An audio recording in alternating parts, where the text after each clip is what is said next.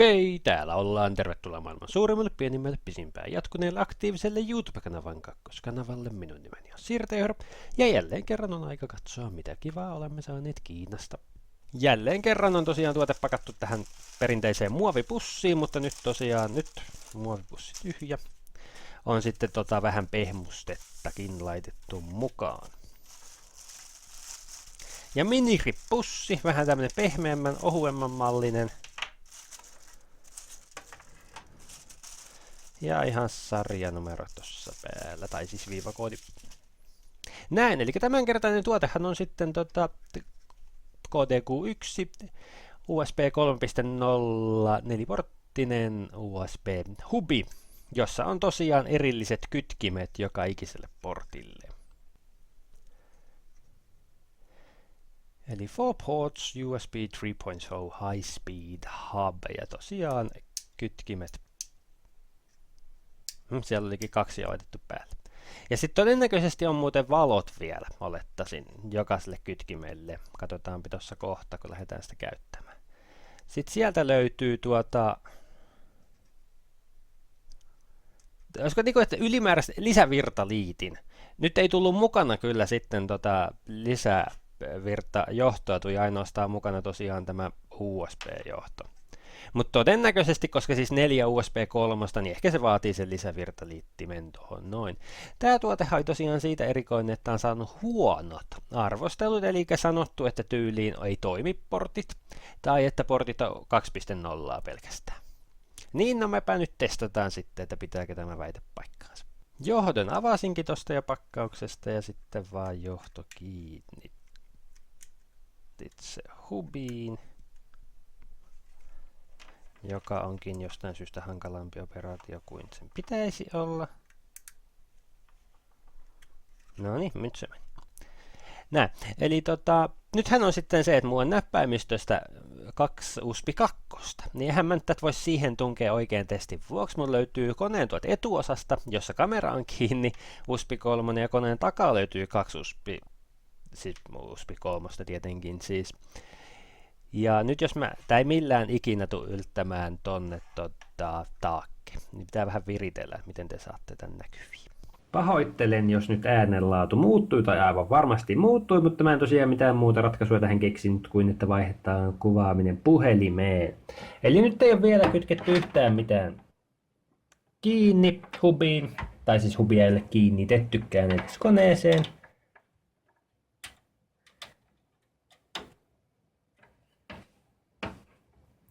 Ylläri joutuu aina sovittamaan 3 kertaa. No, nyt on hubi päällä. Eli sinne syttyy sininen valo. Ja katsotaan, jos klipsautetaan päälle. Nää. Eli tosiaan tosi kiva tällainen.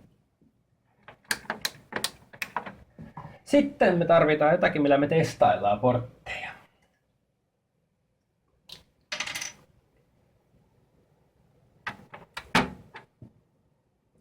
Ja kone ei tällä hetkellä sano mitään. Kliksautetaan tosta.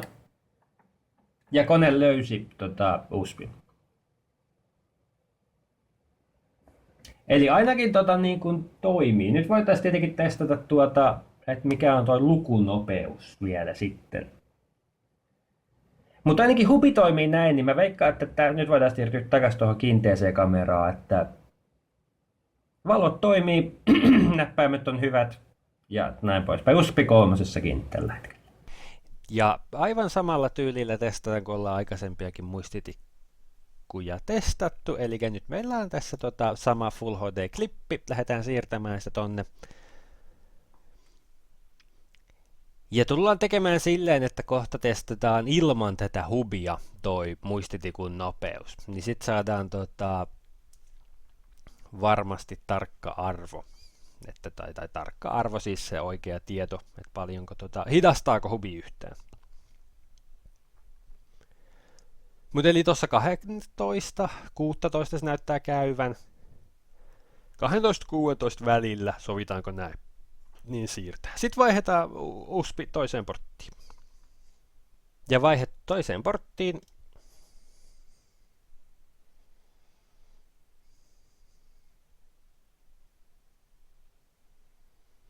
Ja aika samahan toi on, 12 ja 16 välillä. Alkunopeus oli huomattavasti hitaampi, mutta toisaalta mä pistin tätä heti siirtämään, kun Windows oli löytänyt sen, eli siinä todennäköisesti ei ollut mitään, koska toi nyt on tasainen nopeus.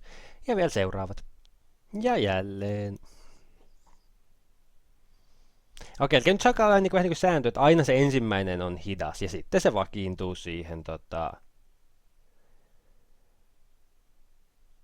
12-16 välillä taitaa mennä nytkin. Joo, kyllä 12-16 välillä. Ja viimeisen portin vuoro.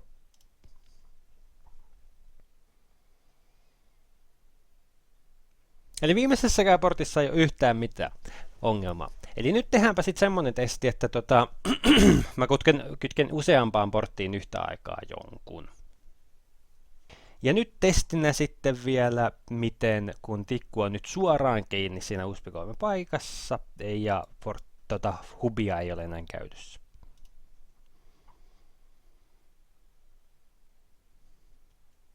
Okei, aloitusnopeus on siis kova ja nyt sama 12 ja 16 välillä jää jankkaamaan, eli siis on suomeksi tämä tikku nyt tässä siis on ollut niin kuin tämä, minkä takia ei ole mahdollisesti päästy kovempaa. Ei löyty kovempaa tikkua meikäläiseltä tällä hetkellä, nopeampaa. Mutta eli pistettiin portteihin 1, 3 ja 4 jokaiseen tikut, niin se ei vaikuttanut millään tavalla tuohon nopeuteen. Toki nyt kun ei ole kuin 1 USB 3 tikku, no oli 2 USB 2 siinä mukana, niin kyllä se sen kestää hyvin. Että en nyt näe, että mikä tässä olisi niin kuin huonoa. Kaikki toimii, jokainen kytkin toimii, ei mitään vikaa. Näin. Eli hubi, joka maksoi 4,20 €, eli alle 5 €, niin mä en nähnyt tässä yhtään mitään vikaa.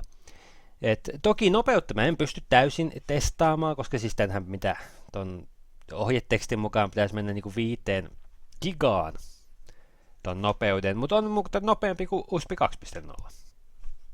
Se on nyt mun huonoutta, että mä pystyn testaamaan maksiminopeudella. Mutta ihan varmasti sitten se vaatisikin jo ton ylimääräisen virtalähteen, koska täällä on selvästikin paikka sille. Eli jos haluaa jokaisesta portista maksimimäärän nopeutta, niin varmaan tarvii tää ylimääräinen virta pistoke olla käytössä. Mutta nyt varsinkin kun käytti 3 yhtä aikaa, kaikki ei mennyt täydellä teholla, niin tää riitti vallan hyvin. Tämä, että silleen nyt ikävää, että en pysty testaamaan sitä, mutta siis toistaiseksi kaikki toimii, että justiinsa niin kuin ne viatkin, että nämä olisi niin tyyli väärin kytketty tai muuta vastaavaa dibadabaa, niin ei mitään semmoista havaittavissa.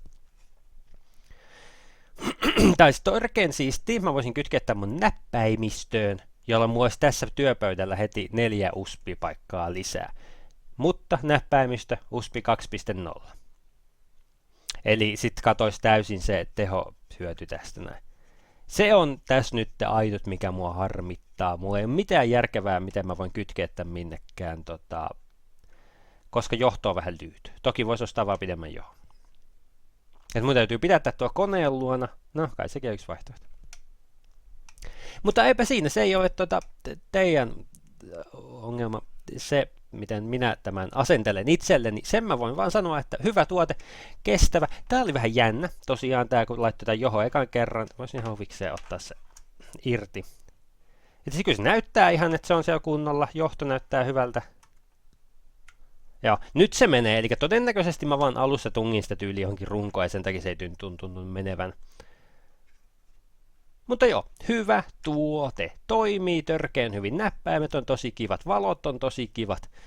Siis ei mitään valittamista. Alle 5 €. Jos vaan tarvitte hubia, teillä on USB-portit vähissä, ostakee tämmönen.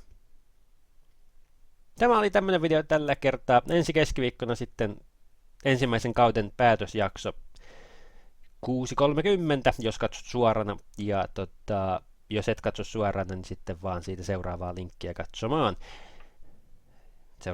Seuraavaa videota katsomaan.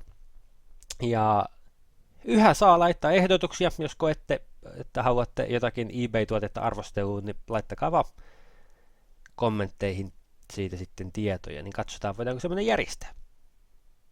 Kiitoksia kaikille, näkemiin!